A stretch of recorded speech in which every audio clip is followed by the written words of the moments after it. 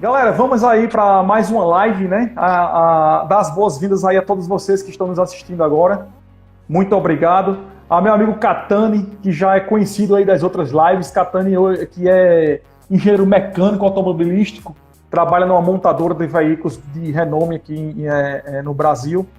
E, como ele sempre fala, é um entusiasta aí, né, do mundo off-road e tem contribuído bastante com as lives aí da turma do quadriciclo. Catani, vamos embora que hoje Bora. É dia de responder a galera. Vamos nessa, pessoal. Boa noite aí. Vamos responder as perguntas aí que a gente recebeu. Vamos aproveitar também, Brunão, dar oportunidade para o pessoal que está conectado aí, quiser mandar as mensagens, as perguntas e tudo mais. A gente tenta, à medida do possível, atender a todo mundo aí e aprender todo mundo junto, né? É isso Bora aí. Nessa. Bom dessa. Eu gosto de agradecer a todas as pessoas aí que mandaram as perguntas, né? Que gastaram um pouco do seu tempo aí para poder formular perguntas para a gente.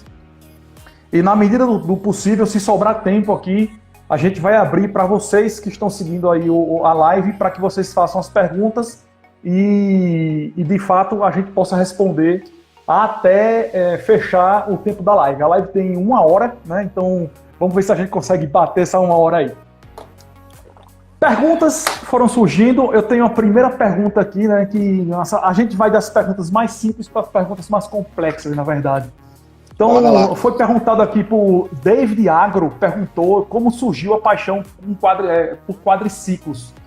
Então, na verdade, falando de mim, né, logicamente, eu quando era criança, então meu pai lá, meus irmãos no carro, então a gente olhava aquelas motos de trilha, né, que passavam em cima do reboque, o pessoal todo mundo fazia trilha, e eu criancinha lá com 10 anos de idade, dizia, meu Deus do céu, eu ainda vou fazer trilha, eu ainda vou ter uma moto de trilha, e assim por diante, né? E eu nem sequer sabia o que era quadriciclo.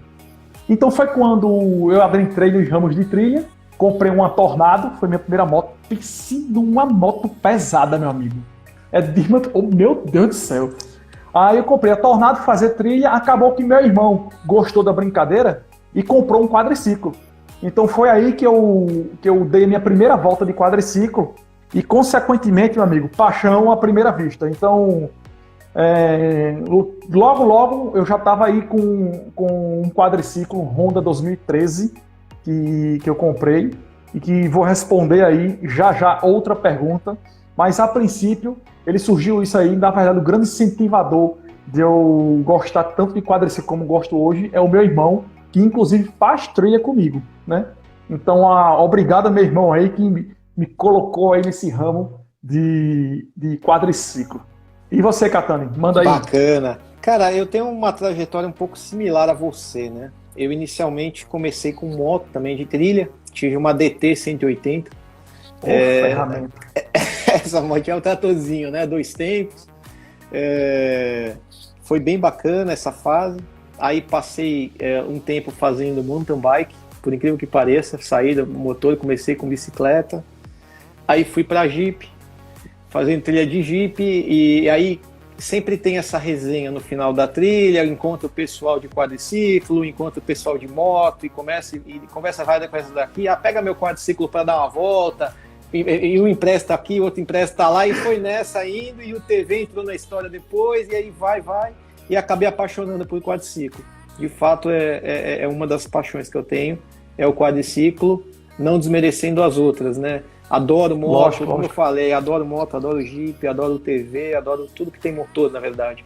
Mas realmente eu acho que cada um desses veículos tem a sua característica, né? Bem bacana, quadriciclo eu acho que é bem bacana e bem perigoso também, né? Tem que verdade. sempre ter a cabeça no lugar, essa é a verdade. Mas Show de bola. muito legal mesmo. Show de bola. Um abraço aí, meu amigo Jason, que tá mandando um abraço pra turma de Banana Lama, lá de Corupá, Santa Catarina. Meu amigo Jason, qualquer dia desse eu chego aí pra curtir o Banana Lama com vocês, viu? Fique certo Banana nisso. Lama é bem conhecido, né? Tem umas Cara, histórias Banana Lama é um legais. espetáculo, meu amigo. É o maior evento... Eu ainda vou. É o maior evento off-road, pô. O maior evento off-road do mundo, pô. Fantástico. Eu chego lá. Bom, vamos lá. Uma pergunta também quase próxima disso. Quem perguntou foi o Madison Bryan, meu amigo Madison.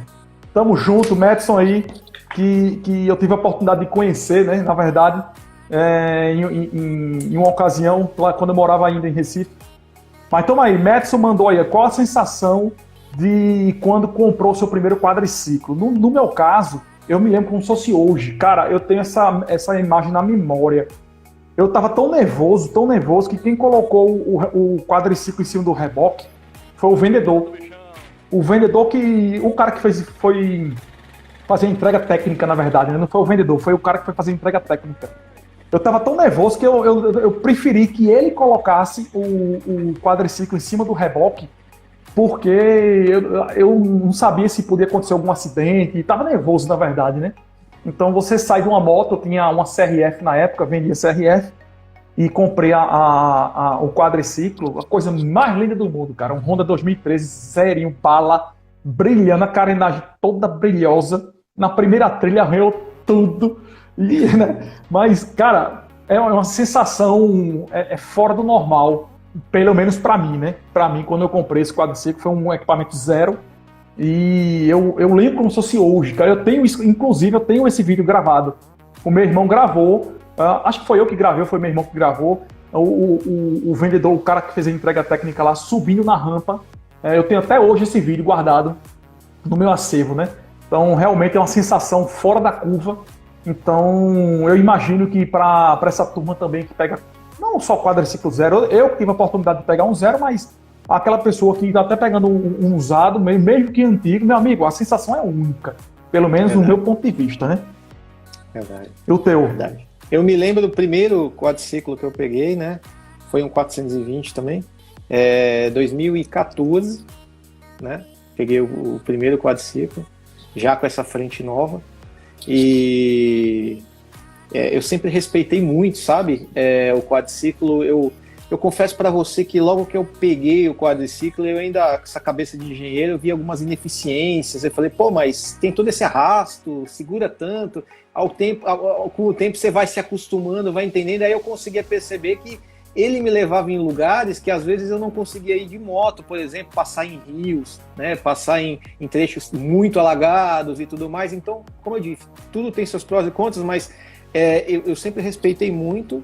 E esse quadriciclo que eu peguei, o primeiro, igual você falou, fazia trilha, voltava para casa, aí fazia geralmente trilha de sábado, aí passava o final do sábado, o domingo inteiro lavando, encerando, pulindo e não sei isso e aquilo, entendeu? E ficava sempre... É isso aí.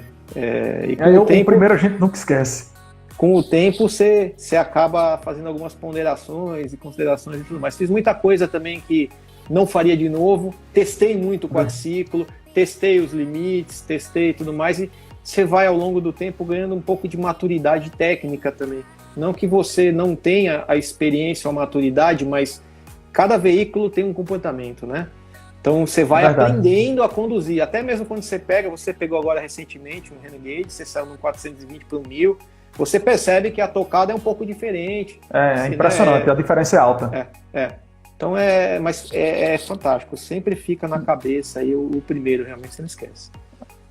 Falando em limites aí, né, testando os limites do quadriciclo, essa semana agora foi postado no Instagram da turma do quadriciclo e em vários outros Instagrams no mundo, o vídeo rodou o mundo, foi de uma trilheira aí que capotou 2 vezes no quadriciclo, né? Cara, impressionante. Esse vídeo viralizou de uma forma fora da curva. E ela mandou uma pergunta para mim. Ela mandou uma pergunta fazendo ela fez a seguinte pergunta. O nome dela é Kizzy Pinheiro. Kizzy, muito obrigado pela contribuição. Você, de fato, estava com um anjo da guarda naquele dia, porque não é normal isso acontecer, não. Ela me mandou a pergunta seguinte. Quadriciclos vem com anjo da guarda? Então ela está falando, quadriciclo vem com anjo da guarda? Rapaz, é impressionante. Ela deu 2 capotadas, cara, em 2 cenas distintas, 2 cenas diferentes. E eu lhe garanto uma coisa, o quadriciclo não vem com anjo da guarda, não. Você que estava com o anjo da guarda nas suas costas, porque é impressionante. Eu lembro que o segundo vídeo lá, ela caiu e um rapaz lá que estava com ela sorte dela, acho que ele foi o anjo da guarda naquele momento, ele empurrou o quadriciclo. Ele virou pro lado, né? E virou pro lado. Não caiu em cima dela, porque o quadriciclo ia literalmente cair em cima dela. Então, acho que o anjo da guarda, naquele momento, era aquele rapaz. Impressionante. Então, a pergunta é o seguinte, Catani. Quadriciclo vem com o anjo da guarda? Cara, foi, tirando as brincadeiras de lado, foi impressionante esses vídeos. Foi até difícil de acreditar que aconteceu 2 vezes na mesma trilha. O que me chamou a atenção lá, Brunão, foi o fato da falta de equipamento e de proteção. Eu vi que ela estava sem capacete, isso me chamou muito a atenção. Agora, quadriciclo, como você falou, ela estava com o anjo da guarda fazendo hora extra, né? É impressionante como ela não se machucou, porque foram tombos feios e a probabilidade de aquilo lá ter acabado de uma forma indesejada era grande. Né, os quadriciclos, o segundo tombo, ele virou de 90 graus, assim, né, em ângulo, quando ele estava em aclive. É muito pesado, né? É muito pesado. Então É verdade. É complicado. Meu amigo Omar, acabei de ler a mensagem aqui. Grande abraço, meu amigo Omar de São Paulo. Gente boa, Raul lá também. O Raul, ele sofreu um acidente muito grave, na verdade. Ele tem um Polaris, na verdade já reformou o Polaris todinho. Ele, se eu não me engano, ele quebrou 2 costelas, salvo engano. Então recuperou-se, graças a Deus, está bem. Mas também, cara, tipo assim, foi testar os limites do quadriciclo, acabou que o quadriciclo jogou, né, numa vala e ele bateu numa cerca. Então eu acompanhei, o Omar mandou para mim as fotos e tudinho. Então é realmente muito perigoso e graças a Deus, depois desse dia, ele decidiu estar utilizando equipamento de segurança. Então, meu amigo Omar, eu não sei se o Raul tá nessa live agora, manda um abraço para ele também. E depois eu quero ver foto dele com equipamento de segurança, viu? Manda para mim aí as fotos dele com equipamento de segurança. Bom, vamos embora. Tem mais aqui pergunta. Uma pergunta uma das maiores seguidoras da Turma do Quadriciclo, é a Paloma Tavares. Então, Paloma, muito obrigado por seguir a Turma do Quadriciclo. Bicho, é impressionante. Ela tá sempre vendo e comentando os vídeos da Turma do Quadriciclo. Então, a Paloma fez uma pergunta muito boa. O snorkel é indispensável ou dá para ficar sem? Então, primeiro de tudo, grande Bruno meu velho, abraço. Primeiro de tudo, o que é snorkel? Fala pra turma aí o que é snorkel. Muita gente não sabe o que é snorkel, então o que é snorkel? Vamos lá. Bom, o snorkel como é que funciona o motor, né? A gente tem o ar admitido, né? A gente recebe o ar, né? Acontece a mistura, né, do ar, né, com a vela lá da faísca no ciclo óptico.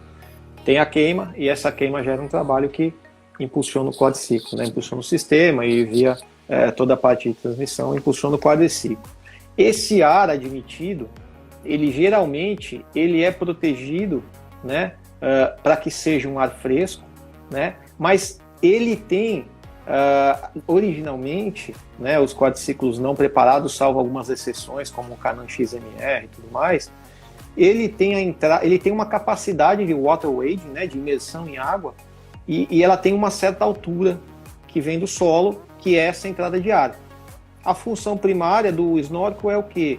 É você pegar essa entrada que está em determinada posição e elevar ela. Você ganha capacidade de imersão em água, você aspira o ar muito mais, de uma forma mais elevada, né? Então te permite aí lugares, né, que tem uma val maior, que seja um pouco mais fundo, né? Então a função primária do quadriciclo é essa. Tem do snorkel. Do snorkel. Tem um ponto, Brunão, que eu gosto de enfatizar, porque eu vejo que o pessoal coloca o snorkel, e tem snorkels artesanais, tem snorkels já muito mais bem acabados, da equipa Quadra é um deles, né? E o pessoal coloca o snorkel e não coloca os prolongamentos dos suspiros. Por exemplo, da parte traseira, suspiro de transmissão ao motor. Quer dizer, a médio prazo você acaba contaminando se você entrar, embora o quadriciclo na hora não vá parar, porque ele está ingerindo, né, ar fresco e tudo mais, não tem entrada de água, com o tempo você vai contaminar fluidos e tudo mais e acaba tendo que dar uma manutenção maior aí, né? Às vezes uma manutenção corretiva, não preventiva. Isso é um ponto que tem que ser chamado muito atenção, né? Quando você coloca o snorkel, né, de fato tem que subir o suspiro. Existem os suspiros do quadriciclo, geralmente é suspiro do cardan, suspiro da ventoinha, suspiro do tanque de combustível, suspiro do freio, não é isso? Então, geralmente, esses suspiros têm que subir junto com a tubulação do snorkel, né? Então, a pergunta de Paloma é se o snorkel é indispensável. Veja só, no meu ponto de vista, o snorkel ele pode até ser indispensável, dispensável, tá? Para mim, vocês veem minhas trilhas aí, eu não costumo andar muito em alagado. Geralmente, o pessoal coloca o snorkel para andar submerso na água, né? Então o quadriciclo ele entra todo e fica só a mangueirinha do snorkel do lado de fora. Especificamente a entrada de ar do motor do Honda é embaixo do banco. Então quando você entra com água, se vacilar, o motor suga a água ao invés do ar. Então por isso que o pessoal coloca o snorkel nisso aí. No meu ponto de vista, eu utilizo o snorkel. Como eu não ando tanto em alagado, eu uso para minimizar a quantidade de poeira que entra no filtro de ar do quadriciclo. Como originalmente no Honda o filtro de ar é embaixo do banco, então toda a poeira que vem do pneu, da parte de baixo do quadriciclo, ele é praticamente aspirado para dentro do filtro. E o filtro tem essa função, logicamente, de filtrar as películas de poeira e deixar só passar ar limpo para o motor. Quando você coloca um snorkel, automaticamente você eleva a entrada de ar. Quando entra o ar que fica em cima, a poeira que vem do pneu e bate embaixo, ela não é sugada como na parte de cima. Então, toda vez que você acaba uma trilha, o filtro de ar está muito mais limpo. Eu, particularmente, utilizo o snorkel justamente para evitar que tenha aí uma maior contaminação do filtro de ar com poeira. Né? Tem um ponto, Brunão, eu confesso para você que depois que eu coloquei o snorkel no meu quadriciclo e a gente vai para a trilha, e principalmente aqui nessa região que eu estou andando agora, na Bahia, tem muito riacho, tem rio no meio do caminho e tudo mais, eu me sinto mais seguro entrando, né? Claro que uma das primeiras regras para você passar um rio que você não conhece, alguma coisa do gênero, é você não ir com o quadriciclo. Você desce e vai a pé primeiro para ver a profundidade. Mas mesmo assim, ele me serve até certo ponto de referência. Porque como o snorkel está visível para mim, eu consigo ver qual é o nível, até mesmo porque quando você anda, às vezes forma ondulação também. E o snorkel, a tomada de ar que vem original, principalmente do Honda, ela fica oculta, né? Ela fica naquela região perto do banco ali, mas ela é oculta. Você não sabe que nível realmente que está. Então me ajuda, me serve como referência a isso. E eu confesso que eu me sinto muito mais seguro hoje com o snorkel. Teve um comentário que foi o Maicon que falou, até anotei aqui. Foi um ponto muito bem notado, né? E a gente vai fugir um pouco da pergunta do snorkel para frente dito, mas eles andam sempre junto, é a questão do radiador. Às vezes você anda muito em região com água e tudo mais, o radiador ele tem as aletas, que justamente para resfriar, né? O líquido de arrefecimento que resfria o motor. Agora, ele serve como uma peneira também. Né, você, dependendo da região que você entra com água e tudo mais, começa a ter intempéries que grudam lá, começa a ter folhas, pedaços de galho, tudo mais. E com o tempo, a tendência é seu quadriciclo sobreaquecer numa trilha bem apertada, se você sai da água e tudo mais. Então, muita gente que opta pelo snorkel, opta também pela elevação do radiador. Né? Não é mandatório. No meu quadriciclo eu não faço isso, até mesmo porque quando você entra, ele levanta a frente. Mas é bacana, é um recurso legal. Não, a gente vai, dependendo, no final da live a gente trata desse assunto especificamente, porque é um assunto que rende bastante comentário. Aproveitando, falando sobre snorkel, né, a gente vai ter aí eu soltei no Instagram um sorteio né, da turma do Quadriciclo, em parceria com a Equipa Quadri, de 2 snorkels em comemoração quando a gente atingiu 50 mil inscritos no canal do YouTube.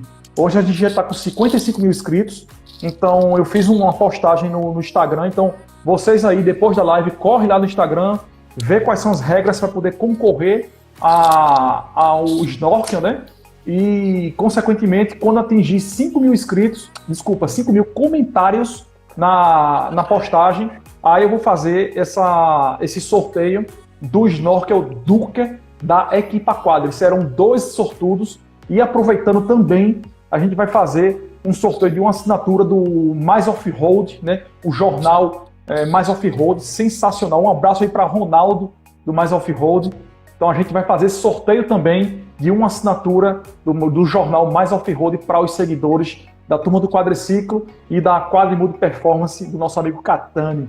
Não é isso? Então, tamo junto aí, Ronaldo, Mais Off-Road. Você que não conhece aí no jornal, dá uma pesquisada lá, pesquisa no Google, Mais Off-Road. Eu tenho uma coluna lá, mensal, sempre dando dicas aí para off-road geral, veículos. Muito às bom. Vezes quadriciclo, às vezes Jeep. Legal, recomendo. Show de bola. O jornal é bem bacana, tem várias opções lá para tem rally, fala de tudo quanto é off-road, coisa off-road. Pode ir lá que... Maravilha.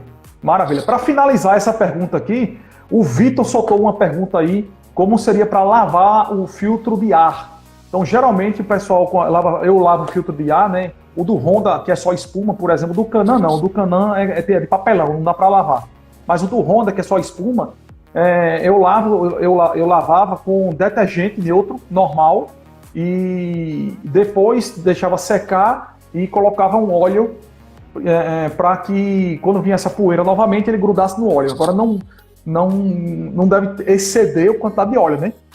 É só uma superfície fina de óleo, só para ele reter um pouco da poeira. Até porque se você colocar muito óleo, ele não vai poder sugar o ar dentro do motor, né? Então, beleza. Eu tenho uma dica, Bruno. Tem uma dica para você aí. Tem alguns óleos específicos, né, para você colocar no filtro de ar e tudo mais. A dica é o seguinte, Brunão. Na hora que você for pegar o filtro de ar do Honda, que você for fazer aquela lubrificação, o que você faz?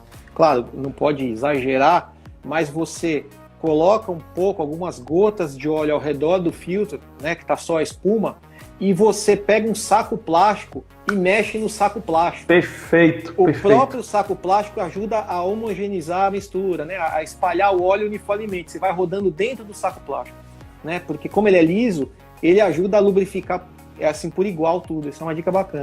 Eu particularmente, eu tenho aqui em casa eu uso, na verdade, é um óleo, cara, específico para filtro. Comprei no Mercado Livre. Bicho, ele é muito denso, absurdamente denso. É um azul. Azul. Eu também uso. Um azul. Pronto. Azul. Eu só não me recordo a marca agora, mas é muito bom, muito bom. Meu amigo Bruno Vetri tá dizendo aí que tem um da Motul que faz isso, né? Também. Tem vários, né? Tem vários. É muito bom, vale a pena. E bom, rende vamos muito, seguir. Né? Uma latinha rende para várias aplicações. Essa que eu tenho aqui especificamente, eu tenho acho que uns 3 anos. E não utilizei, acho que deve ser uns 400 ml. Eu acho que eu não utilizei 60 ml ainda. Eu não utilizei 60 ml. É negócio para 10, 15 anos aí, se não vencer, né?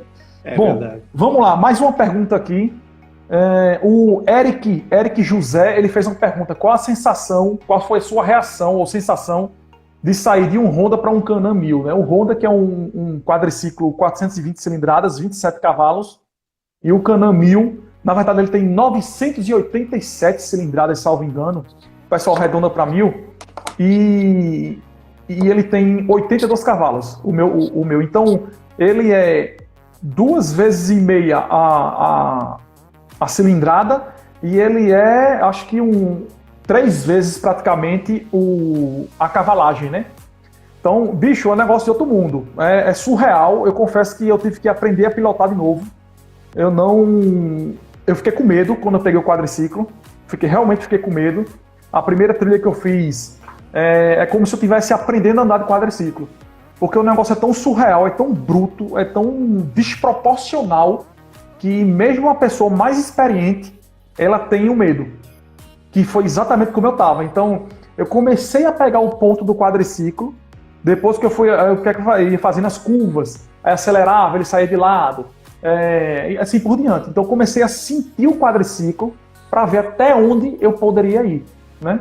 Uma experiência que eu tive aí, como vocês viram na live passada, foi sobre segurança. Eu capotei com o meu quadriciclo e pura inocência minha, eu saí da lama, entrei no asfalto e desacelerei, tirei a mão do acelerador. Então o quadriciclo Can-Am, ele tem um freio de motor muito brusco. Quando eu tirei a mão do acelerador, automaticamente ele sentou. Quando ele sentou, o pneu deixou de girar. Quando ele girou, ele rodou, tombou. Então, quem não viu a explicação aí, tem a live passada, tá no YouTube, inclusive, a live que eu tô gravando no Instagram, que eu vou postar no YouTube também, mais pra frente. Mas é diferente, cara. Eu tive que reaprender a andar de quadriciclo. Porque, de fato, é uma máquina bruta. A arquitetura é um pouco diferente. Você tem a parte de suspensão, o próprio mecanismo de transmissão é um automático, com CVT, o outro é manual. A potência, o wheelbase, né, que é a distância entre rodas, é diferente. O peso é diferente. A parte do guidão, que é elétrico. É o que você falou, é um reaprendizado, né? Cara, o Sam McClay tá mandando aí a pergunta para comentar sobre a estabilidade dele. Cara, é muito seguinte. Ô, Sam McClay, é o seguinte, ele tem muito... como a suspensão é muito boa, é um quadriciclo de competição, então ele compensa muito o que você tem que fazer no Honda, por exemplo, com o jogo de corpo, o Can-Am compensa na suspensão. Então você não precisa fazer tanto jogo de corpo.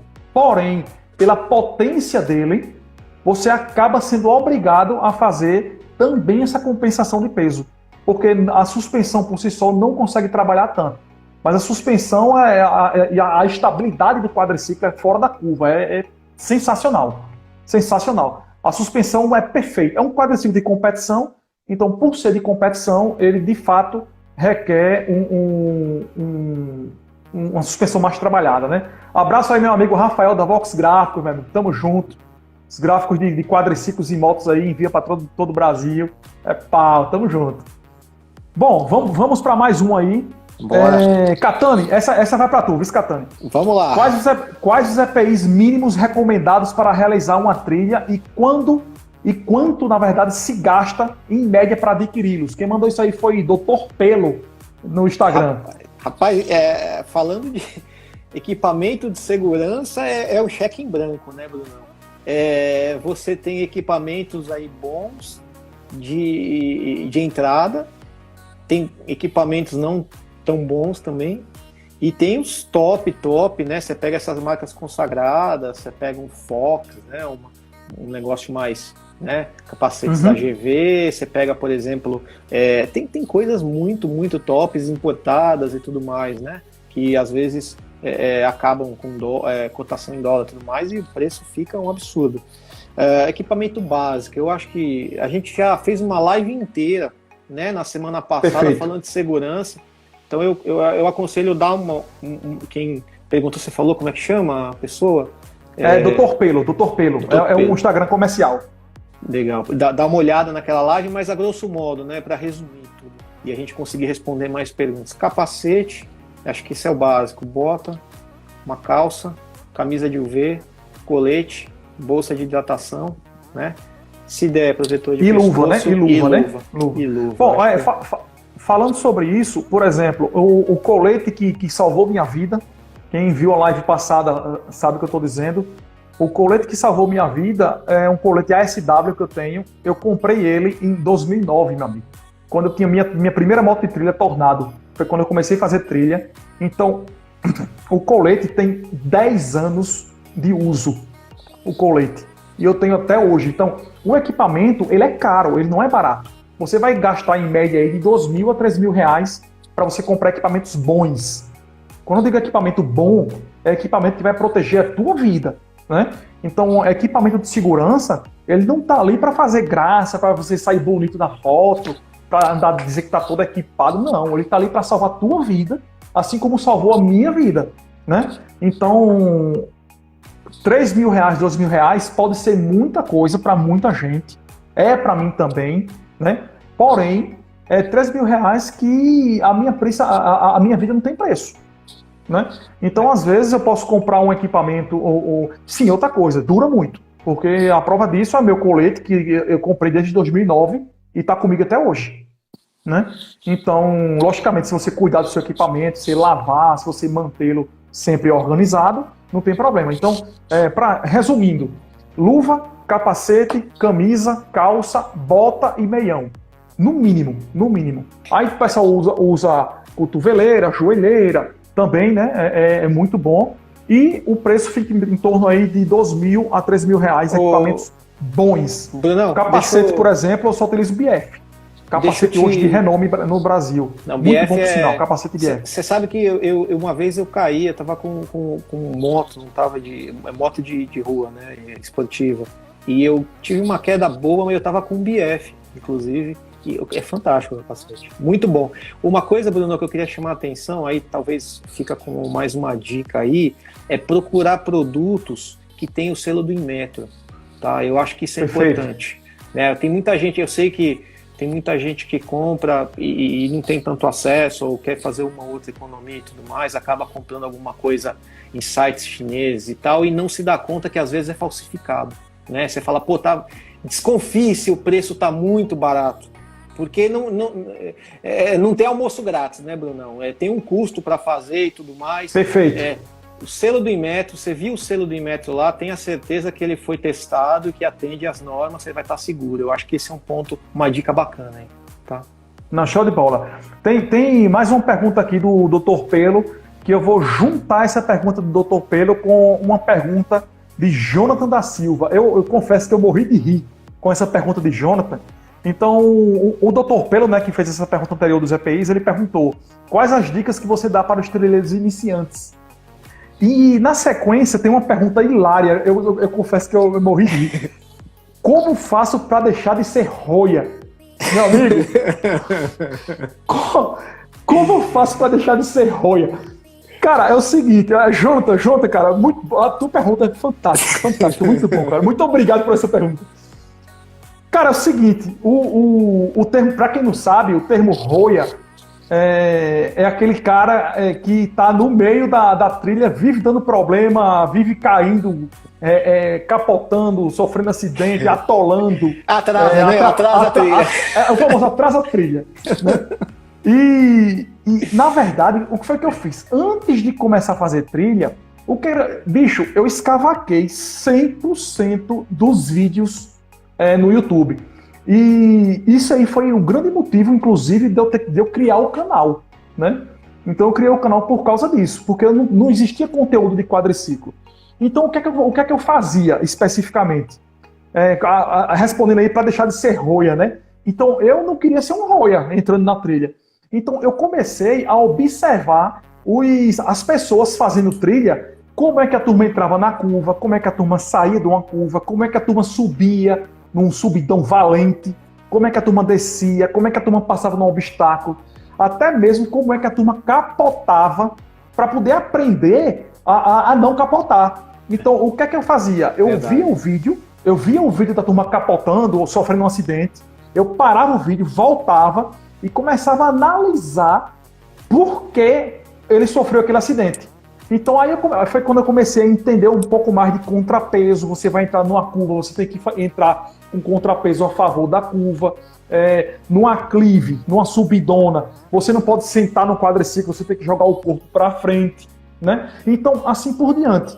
Então, esse tipo de coisa fez com que eu aprendesse a pilotar mais quadriciclo e evitar que me acidentasse. Então, foi de fato um dos grandes motivos de eu criar o canal, porque não existia conteúdos específicos sobre isso e também sobre manutenção de quadriciclo, assim por diante. Então, para você deixar de ser roia, meu amigo, comece a ver vídeo, comece a ver como a turma pilota, comece a ver os roias que tem no YouTube e veja o que é que eles estão fazendo para você não fazer igual. E também eu sugiro que vocês vejam o acervo de vídeos da Turma do Quadriciclo, no canal da Turma do Quadriciclo no YouTube, que tem muita coisa boa, tem vídeos de técnicas de pilotagem, tem vídeos, tem playlists só de tutoriais, tem playlist só de trilha, tem playlist só de dicas de quadriciclo. Então tem tudo. No próprio canal da Turma do Quadriciclo, você deixa de ser roia. Não é isso? Assim como eu fui roia há muito tempo atrás, hoje eu não sou, graças a Deus, pelo menos eu acho que não sou, né? Então você também, que se considera um roia, vá lá, meu amigo, assista todos os vídeos que certamente você vai sair topado.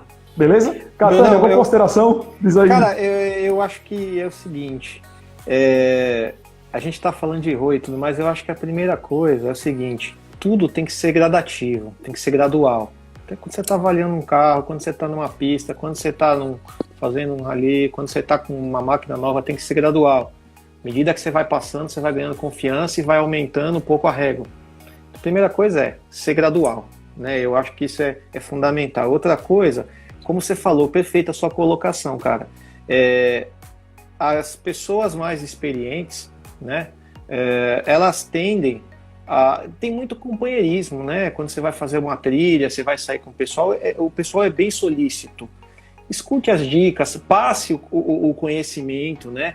E as pessoas mais experientes, né? Elas passam para você quais são os macetes principais. Eles adiantam essa sua curva de aprendizado, né? Você tem Perfeito. Vídeos. Eu tenho uma série de dicas postadas no nosso canal da Quadmud Performance. Eu procuro dar realmente esses macetes que é difícil você achar quando a gente faz no workshop e tudo mais. Esse é um ponto que eu acho que é bem bacana, é você tentar acelerar essa curva de aprendizado e sendo bem franco para você. A gente vai começar a trilha e vai acabar todo mundo. Saiba seu limite. Não está seguro? Não tem problema, vá no seu ritmo, o pessoal vai te esperar. Entendeu? Eu acho que é por aí. Eu tenho 2 exemplos para dar no grupo da Turma do Quadriciclo, que inclusive eles estão na live nesse momento vendo. É o meu amigo Derico, do Martelinho de Ouro, né? O Setúbal, que eu comentei logo no início da live. Ele, em uma das trilhas que estava comigo, eu notei no vídeo que ele estava sentando muito atrás do quadriciclo. Sentando atrás mesmo. E eu conversei com ele, eu dei uma sugestão para ele, logicamente, né? De ele sentar na frente e encostar as 2 pernas no tanque do quadriciclo, né? E no final da trilha, ele veio me relatar, veio agradecer e me relatar que até a coluna dele parou de doer, que antes doía, e com a nova postura, e sentado literalmente em cima do quadriciclo com as 2 pernas encostadas no tanque, ele conseguiu pilotar muito mais fácil. E a outra é meu amigo Stanley, que tá aí na live também. Um abraço, meu amigo Stanley, de Cachoeirinha. Também, cara, tem vários vídeos dele aí no canal da Turma do Quadriciclo, que ele, quando não dá pra ele, cara, ele simplesmente só, bicho, não dá não, vou aqui. Ele não faz as estripulias que a gente costuma fazer. Então, ele sabe o limite dele. Então, meu amigo Stanley, você está de parabéns também, essa atitude aí que você toma. Eu tava vendo um vídeo, inclusive, essa semana agora, do Lagoa dos Gatos, sensacional o vídeo, por sinal, e foi exatamente isso. Ele chegou um momento que ele simplesmente desceu do quadriciclo, empurrou o quadriciclo com a mão no obstáculo lá e passou igual a todo mundo. Então, isso é perfeito. O cara tem que entender, tem que conhecer o limite dele. Beleza? Vamos pra frente? Bora! Vamos lá. Uma pergunta boa aqui. Dicas e precauções antes de comprar o quadriciclo usado. Isso é muito bom. Quem mandou essa pergunta foi Paulo SS17. Então, Catani, o que é que a gente precisa ver quando a gente vai comprar um quadriciclo usado? Brunão, eu vou falar em poucas palavras ou poucos argumentos o que eu acho que tem que ser feito e que eu já fiz várias vezes. Eu acho que o primeiro ponto, quando a gente for comprar um bem usado, qualquer bem, quer seja quadriciclo, quer seja moto ou qualquer outra coisa, até nosso carro, é você checar inicialmente a integridade, né, desse bem, desse veículo que você está comprando. Começa pela parte estrutural, pelo chassis, né? Você pega toda a parte do quadro, do quadriciclo, vê se ele está bem alinhado, se ele não tem nenhuma solda, né, ou algum resquício de que eventualmente já sofreu algum dano pesado, já caiu de vários lugares e tudo mais. Eu acho que começando pela estrutura, né? A gente partindo aí para o lado de powertrain, né? ver se o quadriciclo tem algum vazamento, eventualmente vazando óleo, o motor está funcionando da forma correta, não está no tempo correto, não está esfumaçando, não tem... Dá uma volta, se possível, com o quadriciclo, se não está dando nenhum estalo, checar a parte de rolamentos, as juntas, ver se não tem uma folga excessiva que possa, né, de te mostrar ou te dar uma pista de que o quadriciclo sofreu bastante. Eu acho que isso é um ponto legal. Um ponto fundamental também, se você tiver a oportunidade de conversar com o ex-dono do quadriciclo. Conversar, falar, pô, mas qual que é a frequência que você faz a manutenção? Posso ver os registros? Eu, por exemplo, eu sou um cara, acho que talvez fora da curva, eu sou um cara meio chato. Todas as manutenções, eu tenho um diário de bordo do quadriciclo, com as eu faço fiscais, também. Eu faço também. Então, assim, é o meu controle, e eu acho que isso, para o próximo que for pegar, ele vai ter todo o histórico do quadriciclo. Então, assim, é uma coisa que eu acho que a gente tem que tomar o cuidado, porque não é todo dia que a gente compra um quadriciclo, um carro, uma moto ou qualquer outro bem. Eu acho que esses são os pontos fundamentais que tem que ser checado. Além disso que você comentou, acho que tem um ponto, no meu ponto de vista, que é antes de tudo isso que foi comentado. Você vai comprar um quadriciclo usado, a primeira pergunta que você tem que fazer: tem documento? Documentação. Se o quadriciclo não tiver documento, meu amigo, ele pode ser zero. O cara pode estar lhe dando um quadriciclo de 30 mil reais, pode estar lhe dando por 10. Não compre. Tem muito quadriciclo Pokémon aí. Quadriciclo Pokémon, para quem não sabe, é aquele quadriciclo que a turma, ela literalmente dá golpe. A turma compra parcelado na concessionária lá, não paga, ele paga só a primeira parcela, paga R$1.000 da primeira parcela e vende o quadriciclo aí por 30 mil, ganha 29 mil e nota fiscal já era, meu amigo. O quadriciclo, se a polícia pegar a busca e apreensão, já era, tu perdeu 30 mil reais. Bom então, ponto, bom ponto. A primeira coisa que tem que ser feita, o quadriciclo pode estar 000. Tem nota fiscal? Não. Tchau. Ou até tem nota fiscal. Você que está me vendendo é o titular da nota? Não. Quem é o titular da nota? Você conhece? Conheço. Tem contrato de compra e venda do titular da nota fiscal para você? Não. Não compre. Não compre, porque você pode estar comprando uma bucha da grande. Então você, que às vezes sua aí para poder juntar um dinheiro para comprar realizar um sonho, comprar um quadriciclo, como é sonho de muita gente que me relata no canal, então às vezes você pode estar levando um golpe. Então muito cuidado quando você for comprar um quadriciclo, ele pode estar extra. Não tem documento, mas pule fora fácil. Comprar ou vender, né, Bruno? O contrato de compra e venda é para vender também. Perfeitamente. Se você comprou um quadriciclo, está no seu nome, e você vendeu para outra pessoa, você tem que selar esse acordo, porque quem não é um veículo, pode acontecer alguma coisa, pode atropelar uma pessoa. Tá no seu Era nome, isso que eu ia dizer. Entendeu? Era isso que eu ia dizer. Você tem que se precaver perante a lei que, né, você está passando um bem, a partir daquele momento, você não é mais o responsável. Né? Perfeitamente. Isso é importante. Aí o que acontece? Bom, então, no meu ponto de vista, a primeira coisa que tem que fazer é olhar o documento. Na sequência, fazer todas essas considerações que o Catani fez aí. Acho que é muito interessante. Uma pergunta aí. A gente está chegando já a 47 minutos de live. No total são 1 hora e 60 minutos. Então, a gente tem 13 minutos para poder finalizar aí. Eu vou pular algumas perguntas aqui. Infelizmente, não deu para fazer todas. Mas tem uma pergunta: se o pneu furar na trilha, o que é que a gente tem que fazer? Essa é contigo, Catani, essa é contigo. Vamos lá, então. Eu sei muito bem o que tem que fazer, mas logicamente você é bem mais experiente do que eu, então afunda o pé aí. Vamos lá, Brunão. Isso de um pneu furar numa trilha acontece e acontece bastante, né? Eu costumo estar sempre munido de algumas ferramentas e equipamentos para tentar amenizar essa condição. Primeiro, tenha-se dito que os pneus atuais dos quadriciclos, eles têm 6 lonas, tem até pneus com 8, 9 lonas aí, então mesmo com uma condição que ele está desinflado, ainda você consegue andar com o quadriciclo. Já aconteceu comigo, o pneu rasgou, não é que o pneu entrou um pedaço de uma ponta, alguma coisa, ele rasgou, eu não tinha mais como. E eu rodei mais em torno de 20, 25 quilômetros e concluí a trilha, claro, com cuidado, o quadriciclo dando umas saídas e tudo mais, mas o pneu ele ainda continua assim íntegro por um tempo. Se você tiver oportunidade, um furo e tudo mais, eu acho macarrão, né? Colocar o macarrão, tirar primeiro o que está lá, colocar o macarrão, inflar o pneu, se possível. Eu ando com aquelas vacinas, spray. Você anda com compressor, né, Brunão? O meu amigo Paulinho especificamente tá dizendo WD-40 e fogo.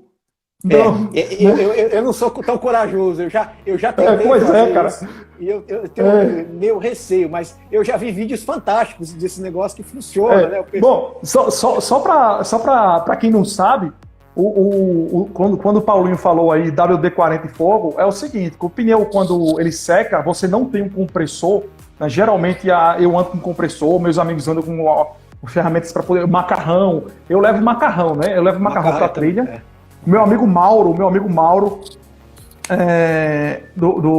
que fazendo trilha comigo, o pneu dele furou, rasgou, na verdade, e a gente precisou colocar 5 macarrões, 5. Porque ele rasgou, ele não furou, ele rasgou. A gente colocou 5 macarrões, meu amigo, 5, impressionante, para poder resolver. Então, falando aí de WD-40 e fogo, o que acontece? Quando o pneu seca, ele descola do aro, né? Da janta, né? Que o pessoal aro, janta. Então o pessoal bota WD-40 ou White Lobe, qualquer coisa dessa, que não deixa de ser um gás, né? Inflamável, e pega um inflamável, né? Pega um isqueiro e acende. Então quando acende, ele dá aquela explosão, deslocamento de ar muito violento. Então a pressão do deslocamento de ar faz com que o pneu ele encoste novamente no aro, né? Na jante, e o pneu encha e possa tirar do prego, para poder te levar em algum borracheiro assim por diante. Então, WD-40 e fogo, meu amigo Paulinho, para quem não conhecia, é isso aí. Meu amigo Bruno aí tá dizendo para eu fazer um vídeo. Tu é doido, meu amigo? Quero isso não. Eu ando com compressorzinho e com macarrão. A verdade é que na hora mais seguro. Na hora que você tá na mão, o que falarem você faz, né? A gente sabe que originalmente você tá, assim, às vezes você precisa continuar a trilha, mas tente ir de uma forma, de um ritmo mais moderado, se você não conseguir reparar. Se você tiver uma região mais plana ou tiver uma viela do lado, alguma coisa, tente ir de uma forma mais tranquila. E primeiro borracheiro, se não tiver, né? Essa questão do WD, você sabe que esses pneus exclusivamente off-road, eles têm uma pressão máxima de inflar também, para ele dar aquele estouro que ele gruda no ar. Perfeito. Né? Então tem que tomar cuidado com isso também. Você fazer com WD, você não sabe qual que vai ser o pico de estouro também. Particularmente não tenho muita experiência para falar, estou chamando a atenção porque ele tem uma pressão mínima de trabalho e tem uma pressão máxima também. Mas na hora do prego, você show de bola. O que deve fazer, né? Lembrando que essa pergunta aí foi enviada pelo meu amigo Comandante Hamilton, que está inclusive vendo a live agora. Meu amigo Comandante, grande abraço, sentindo sua falta na trilha. Vai cuidar da sua filhinha, que logo a gente tá junto de novo, com fé em Deus. Tamo junto, meu amigo Comandante Hamilton, desenrolado, tem um XMR topado. Bom, para finalizar, acho que é uma pergunta bem polêmica, que talvez requer uma live específica para isso. É uma pergunta de Jonathan da Silva. Ele fez uma pergunta muito simples. Qual a maneira correta de pilotar na duna? Vê que bronca. Só tem pergunta fácil, Bruno. Vamos lá. Rapaz, senta aqui, agora a história vai começar. Eu fiz uma cara, essa pergunta aí, acho que ela vale uma live. Na verdade, vale né? mesmo. Eu fiz uma. A minha edição, se eu não me engano, foi de fevereiro do Mais Off-Road, do meu artigo. Eu falei especificamente sobre Duna. No Instagram tem, inclusive, a reportagem lá. Deixa eu tentar dar uma sumarizada aqui em algumas palavras aí. Essa vai demorar, então eu não vou conseguir cobrir ela. Tô vendo que faltam 6, 7 minutos. Bom, primeiro, andando em praias e tudo mais, tomar cuidado com a questão ambiental, né? Sempre andar em dunas e tudo mais, que é autorizado, que você pode andar e tudo mais. Quando você está em areia, né, tem diferentes granularidades, né, de areia, uma é mais fofa, menos fofa e tudo mais, você vai solicitar bastante do seu sistema. Então, sempre tomar cuidado com aquela questão de cooldown, né, de resfriamento do seu sistema de tempo em tempo. Você vai estar trabalhando sempre em alta velocidade, você vai notar que a ventoinha entra toda hora, então tomar cuidado com isso. Eu costumo estar sempre, quando eu entro em areia, tá com a temperatura de arrefecimento no display, né, do quadriciclo, para estar sempre monitorando, né? Isso é um costume que eu tenho.